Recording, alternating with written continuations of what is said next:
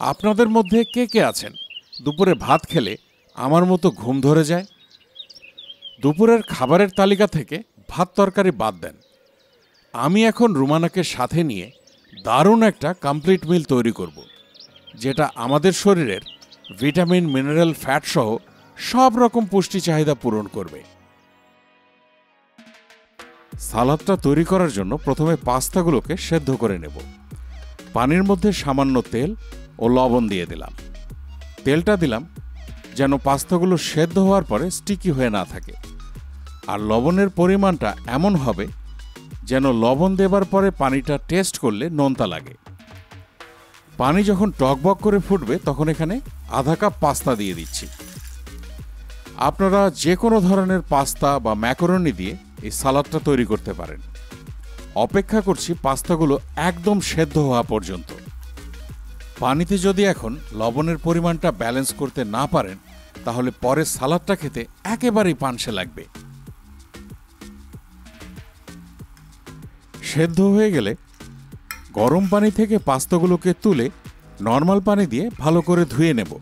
তারপরে পানিগুলো ভালোভাবে ঝরিয়ে নেব। সেদ্ধ করা পাস্তাগুলোকে প্রথমে একটু সতে করে নেব। আনুমানিক 1 টেবিল চামচের মতো বাটার নিয়ে নিলাম। আপনারা চাইলে তেল দিয়েও করতে পারেন, তবে বাটার দিয়ে করলে ফ্লেভারটা ভালো আসে। বাটারটা পুরোপুরি গলে যাওয়ার আগে 1 টেবিল চামচ রসুন কুচি নিয়ে নিলাম। রসুনগুলো কিভাবে কুচি করেছে স্ক্রিনে আপনারা দেখতেই পাচ্ছেন। এবার বাটারের সাথে রসুনগুলোকে একটু ভেজে নেব, একদম লালচে করে ভাজবো না। রসুনগুলো যখন লালচে হতে শুরু করবে সেই মুহূর্তে সেদ্ধ করে রাখা পাস্তাগুলো দিয়ে দিলাম। 1 মিনিটের মতো রান্না করে নিচ্ছি। যেহেতু আমরা বাংলাদেশি ঝাল পছন্দ করি, তাই আধা চা চামচ আমার ঘরে তৈরি করা চিলি ফ্লেক্স দিয়ে দিলাম। সেই সাথে 1/4 চা চামচ অরিগানো। এই দুটোই একেবারে অপশনাল। ঝাল ভালো না লাগলে চিলি ফ্লেক্স স্কিপ করতে পারেন। আবার অরিগানো যদি হাতের কাছে না থাকে সেটাও বাদ দিতে পারেন। এতে করে শুধু ফ্লেভারের তারতম্য হবে। ভালো করে মিক্স করে নিয়ে গোলমরিচের গুঁড়ি দিয়ে দিচ্ছি 1/4 চা চামচ। সাদা বা কালো যে কোনো গোলমরিচ দিতে পারেন। পাস্তাগুলো যেহেতু আগে থেকে সেদ্ধ করা, তাই খুব একটা বেশি রান্না করার দরকার নেই। খুব বেশিক্ষণ ভাজলে পাস্তাগুলো আবার শক্ত হয়ে যাওয়ার সম্ভাবনা থাকে। এবার মিনিট খানেক রান্না করে পাস্তাগুলোকে একটা পাত্রে ঢেলে নিচ্ছি।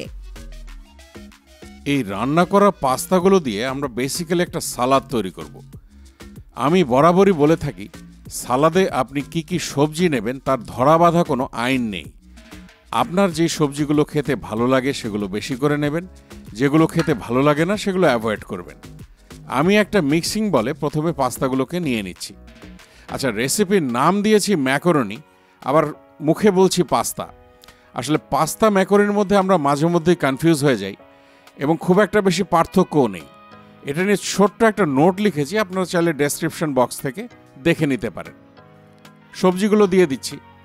আমি এখানে 1/4 কাপ করে পেঁয়াজ পাতা, শসা, গাজর, টমেটো, ক্যাপসিকাম, কাঁচা পেঁয়াজ আর সামান্য ধনেপাতা নিয়েছি। আমি 1/4 কাপ করে নিয়েছি। পরিমাণটা ডিপেন্ড করবে আপনারা কতটুকু খেতে পছন্দ করবেন তার উপরে। রুমানার ঘরে তৈরি করা 2 টেবিল চামচ মেয়োনিজ আর 2 টেবিল চামচ টমেটো সস দিয়ে দিলাম।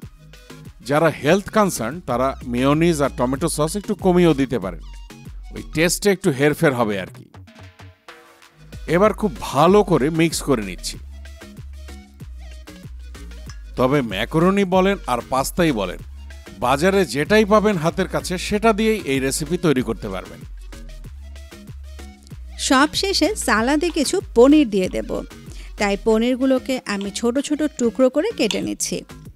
আপনাদের কাঁচা খেতে ভালো লাগে এমন যে কোনো পনির এই সালাদে দিতে পারবেন। আমি নিয়েছি ঢাকাইয়া পনির, মানে অষ্টগ্রামের পনির যেটাকে বলে সেই পনির। সবজির মতো পনিরের পরিমাণটাও আমি বলছি না, যার যতটুকু ভালো লাগে ততটুকু পনির দিয়ে দেবেন। আমি সুন্দর দেখানোর জন্য পনিরগুলো উপরে দিলাম। আসলে নিয়মটা হলো সবজিগুলো যেরকম পাস্তার সাথে মাখিয়ে নিলাম, পনিরটাকেও সেরকম মাখিয়ে তারপরে খেতে হবে। সবশেষে ফ্লেভারটাকে আরও একটু সুন্দর করার জন্য খুব সামান্য পাপরিকা পাউডার ছড়িয়ে দিচ্ছি। এটাও কিন্তু একেবারেই অপশনাল। আসলে সালাদের ধরা বাঁধা কোনো নিয়ম নেই, যার যেটা ভালো লাগে দিতে পারেন, যেটা ভালো লাগবে না স্কিপ করবেন।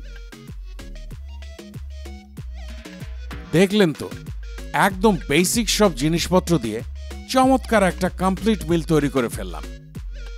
তবে খাওয়ার আগে সবকিছু খুব ভালোভাবে মিক্স করে তারপরে খাবেন। চেষ্টা করবেন আমাদের স্বামী স্ত্রীর মতো আপনারাও একসাথে রান্না করতে। রান্না কিন্তু শুধু মেয়েদেরই কাজ না। সবাই ভালো থাকবেন, আমাদের জন্য বেশি বেশি করে দোয়া করবেন। এতক্ষণ সময় দিয়ে সাথে থাকার জন্য সবাইকে অসংখ্য অসংখ্য ধন্যবাদ।